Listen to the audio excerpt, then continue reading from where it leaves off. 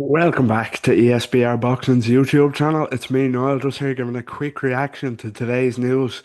Today's big news that Paddy Donovan will meet Liam Paro on January 16th in Brisbane, Australia, in an IBF final eliminator for the welterweight world title held by Lewis Crocker, the foe of Paddy Donovan. So yeah, he's gonna be right back to the top of the queue if, and it's a big if, he can beat former world champion down at super lightweight Liam Paro, and Paro will have home advantage in this one. So yeah, big fight announced today. I'm going to be giving my thoughts on it and how I think both men match up to each other and can they win a world championship. In this case, Liam Paro's case again, can he get his hands on a world title in the second weight division, or can Paddy Donovan finally get his hands on gold? So yeah, before we get into that, don't forget please to drop a like on the video first of all, subscribe to the YouTube channel at ESBR Boxing, and follow us on all social media if you're not doing so already.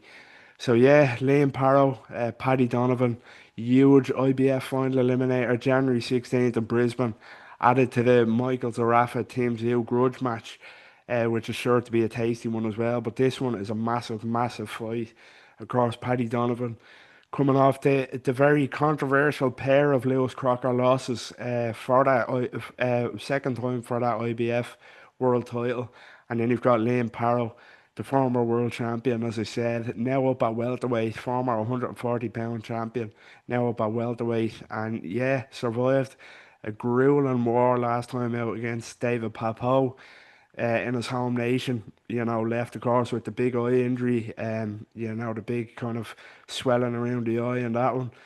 So he's back in a huge fight, and yeah, Paro's quality. Real big fan of his. Between his, he can't box, but his aggression, his kind of front foot aggression and his combination punching, I think makes him a really exciting watch. Claimed the world title, of course, down at 140 against Subriel Matias in a really impressive performance in Puerto Rico. To get that to become a world champion there, that's no mean feat whatsoever. Matthias is a world champion once again, so that proves the quality of that win against Matthias for the world title. It wasn't long, it wasn't meant to last, as he lost to another quality operator in Richardson Hitchens. Didn't disgrace himself by any means in that one, but Hitchens got it done to take his world title, and now he's moved up. He's moved up to 147, as I say. And, last time out, as much as I like Liam Paro, the kind of the warning signs weren't great in that one. David Papo, seen as a bit of a tune-up fight at 147.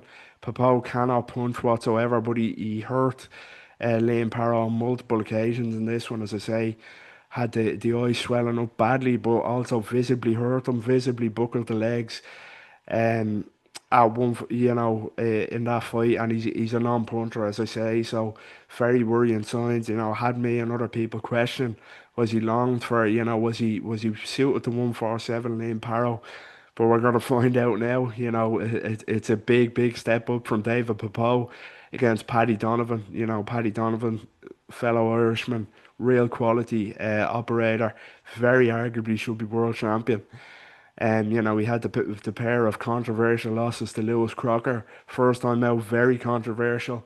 Second time out, lost on points. A lot of people thought he done enough to win, but he was dropped twice. But there's no doubt in the quality of Donovan. Slick, such a clever boxer, slick technician, rapid hands, southpaw, and can punch himself. Can definitely punch more so than David Papo can. That's undoubted, that's without a doubt. So, yeah, the difference between getting hurt badly and nearly stopped by David Papo, and getting hit from all angles by a fully fledged, decent punching welterweight, world-class welterweight in Paddy Donovan. I think it's going to be a bad night for Liam Paro. I really do. Even in Australia, I think Paddy Donovan gets a stoppage win here, and that's not me being biased.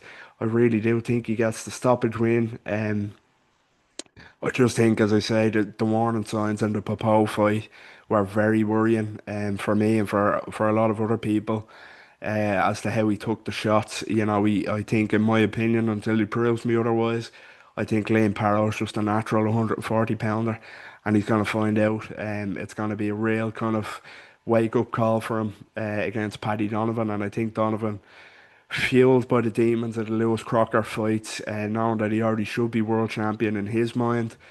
Yeah, I just think he's gonna produce a dazzling display in Brisbane on the 16th of January, and I think he gets it done.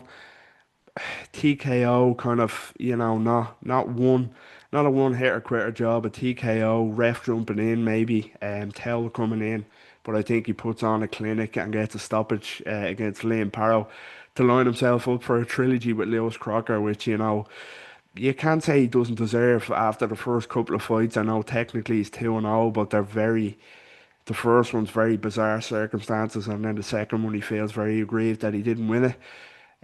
So yeah, I think Paddy Donovan is good enough to be a world champion for the first time, but Liam Paro will be looking to get him, get his hands on a title, a second title in the second weight division, but he has to beat Paddy Donovan first in his home country, in Paro's home country. So yeah, really looking forward to this one.